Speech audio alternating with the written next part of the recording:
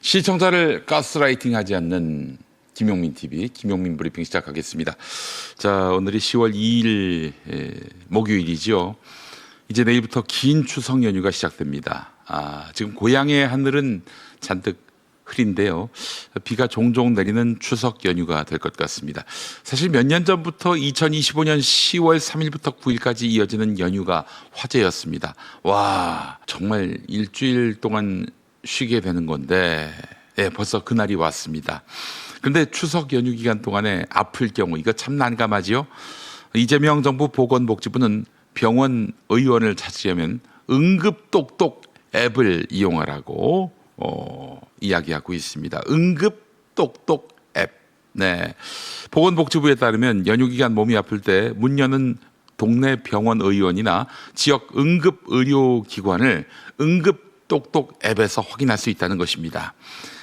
그리고 12살 이하의 어린이가 갑자기 아프게 되면 소아 응급 전문의 등 전문의로인을 24시간 대기시켜서 상담할 수 있도록 하는 소아 전문 상담센터 아이 안심톡을 이용하면 된다고 합니다. 네, 윤석열 정부가 계속됐다면 의정 갈등은 또한 지속됐을 것이고 우리는 병원 없는 추석을 상수로 두고 참고 견뎌야 했을 것입니다. 세상이 바뀌었습니다. 정상으로 돌아가고 있습니다. 네, 오늘 아침 신문 주요 기사 살펴보도록 하겠습니다.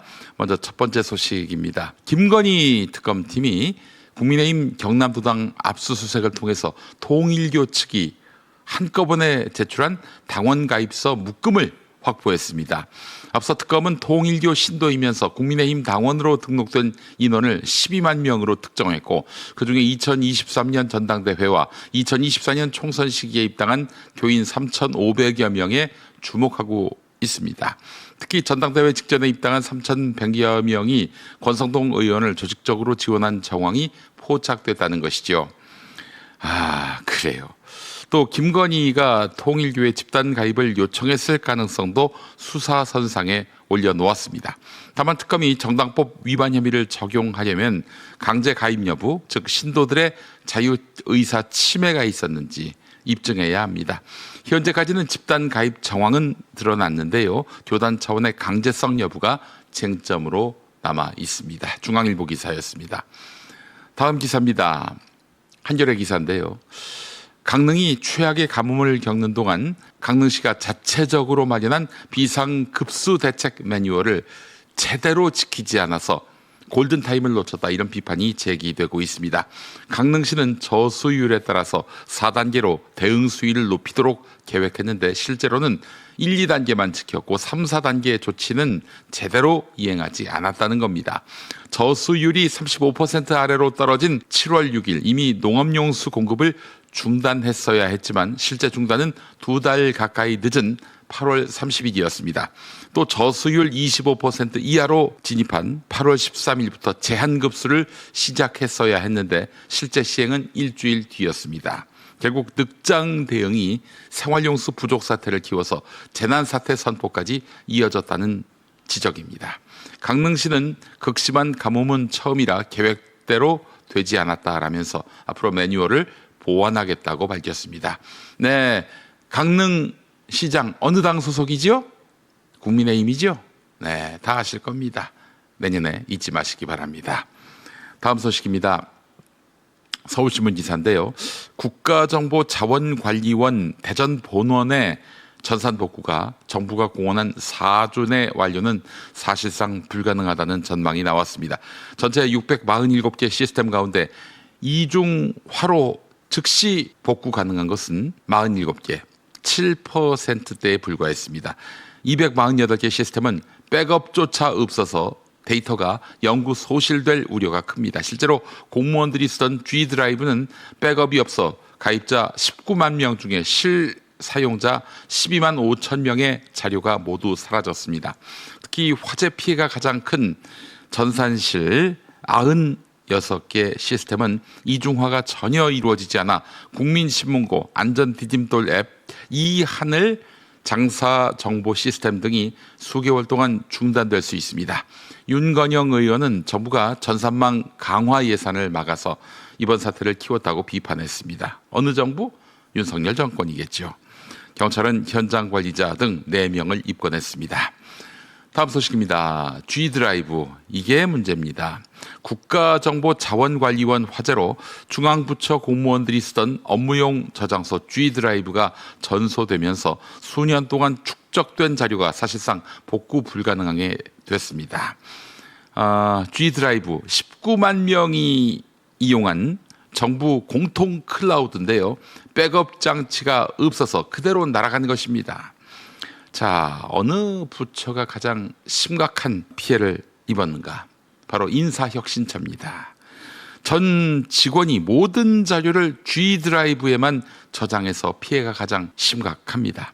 다른 부처들은 일부 자료를 PC에 병행 저장해서 상대적으로 피해가 덜한데 이 인사혁신처는 모든 자료를 G드라이브에 저장했다는 것입니다. 행정 업무 차질이 불가피해 보입니다.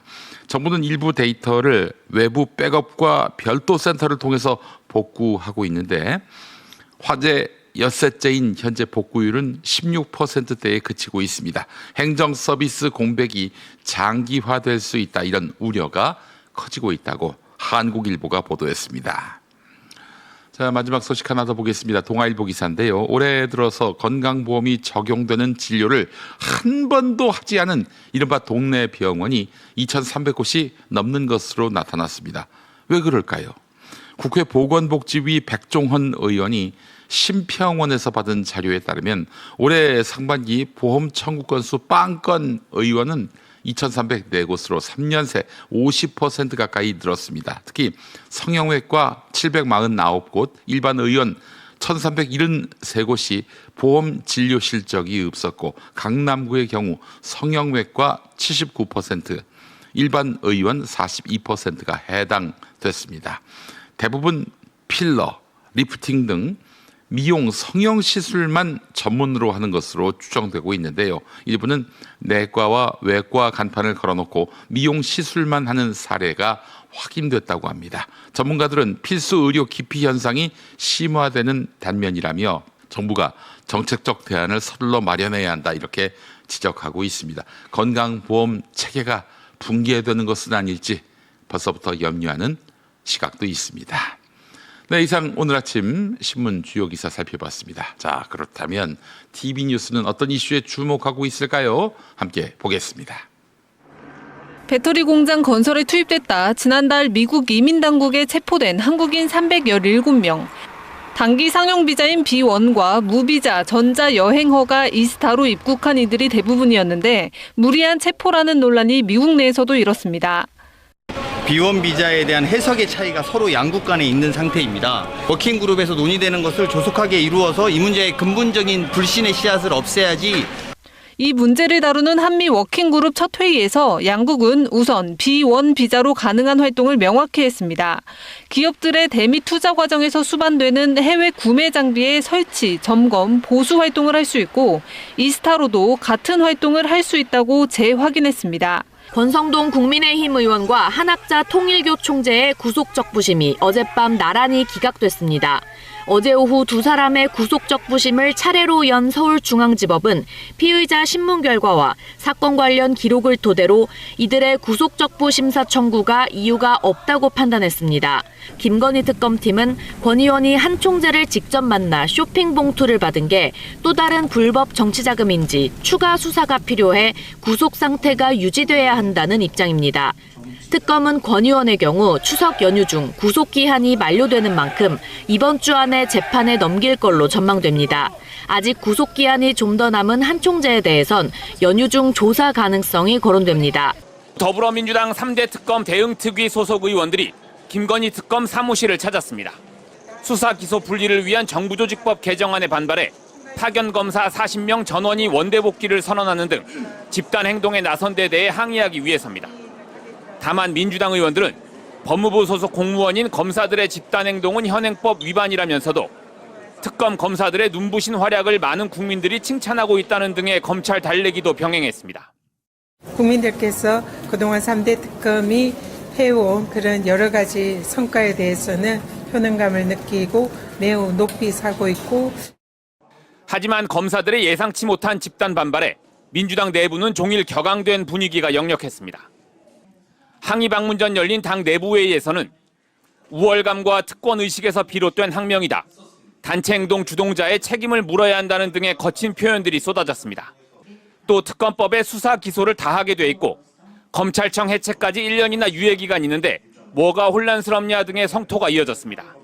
연방정부 업무의 일시 정지는 미국 동부 시간으로 10월 1일 0시 1분 시작됐습니다. 2026년 회계연도 예산안과 임시 예산안이 미 상원에서 잇따라 부결되면서 셧다운 사태를 맞게 됐습니다. 트럼프 집권 1기 때인 2018년 이후 7년 만의 셧다운입니다. 국가안보, 공공안전, 대통령실과 의회, 법원 등 헌법에 규정된 필수 인력을 제외한 연방 공무원 상당수가 무급 휴직에 들어가게 됐습니다. 핵심 쟁점은 공공의료보험, 이른바 오바마 케어 보조금의 지급 연장 여부입니다. 공화당은 불법 이민자들의 혜택이 될 거라고 주장하고 있지만 민주당은 거짓 선동이라며 보건의료의 위기를 경고했습니다. It's really the Trump shutdown. $1,000 a month, $500, $600, $700 a month increases. Imagine your American family sitting at the table this week. 한국전쟁에 간호장교로 참전했던 90대 노병 이종선 예비역 소령의 손을 잡고 이재명 대통령은 건군 77주년 국군의 날 기념식에 입장했습니다. 이 대통령은 지난해 12월 계엄 당시 극히 일부 군 지휘관들이 군 본연의 임무를 망각한 채 최고 권력자의 편에 서서 국민을 향해 총뿌리를 겨눴다며 군의 신뢰 회복을 강조했습니다. 불법 계엄의 잔재를 말끔히 청산하고 헌법과 국민을 수호하는 군대로 재건하기 위해 민주적, 제도적 기반을 더욱 단단하게 강화하겠습니다.